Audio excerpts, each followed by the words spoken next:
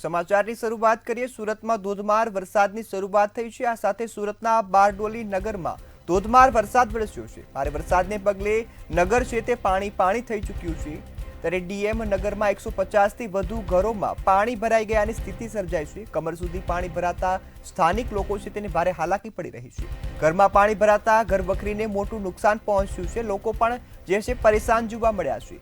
સુરતના બારડોલી નગરમાં ધોધમાર વરસાદને કારણે તારાજીના દ્રશ્યો સામે આવ્યા છે। ભારે વરસાદને પગલે નગરમાં તમામ વિસ્તારો છે તે પાણી થયા છે।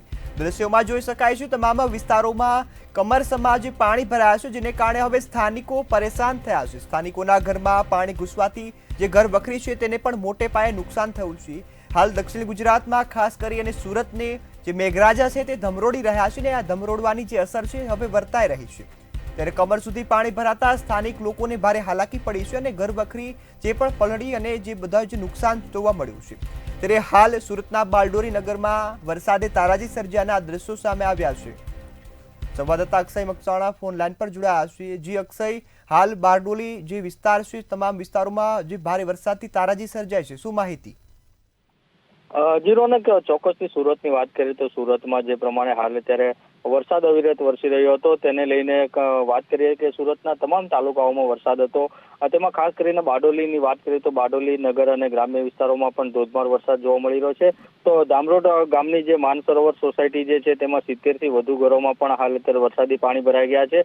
પાણી ભરાતાની સાથે જ આજે માનસરોવર સોસાયટીમાં કમર સુધી પાણી ભરાઈ જતા જે સ્થાનિકો જે છે તેના હાલ બેહાલ થવા પામે છે। લોકોના ઘરોમાં જે પાણી ભરાતા જે ઘરવખરીમાં પાણી જે છે તે ઘરવખરી પાણીમાં ડૂબી જવા પામી છે। તો બીજી તરફ સોસાયટીના લોકોના ઘરમાં પાણી ભરાતા મોટું નુકસાન પણ થયું હોય તેવું લાગી રહ્યું છે। તો બીજી તરફ વહીવટી તંત્રની આ બેદરકારીનો ભોગ જે છે તે સોસાયટીના રહીશો ભોગવી રહ્યા છે અને ખાસ કરીને વહીવટી તંત્ર જે છે તેની હાલ અત્યારે જે પાણી ભરાયા છે તેમાં વહીવટી તંત્રની પોલ ખુલી હોય તેવું પણ ચોક્કસપણે જોવા મળી રહ્યું છે અને આ વહીવટી તંત્રની સામે જે લોકોમાં પણ હાલ અત્યારે આક્રોશ જોવા મળી રહ્યો છે। જી બિલકુલ અક્ષય, સંપૂર્ણ માહિતી બદલ આભાર।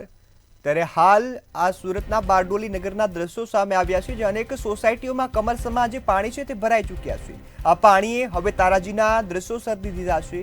ડીએન નગરની આ જે દ્રશ્યો સામે આવ્યા છે, અનેક ઘરોમાં કમરસમાં પાણી ભરાયા છે, જેના કારણે ઘરોમાં ઘર વખરીને મોટે પાયે નુકસાન થયું છે। તમામ જે સ્થાનિક લોકો છે તે પણ હાલાકીનો સામનો કરી રહ્યા છે।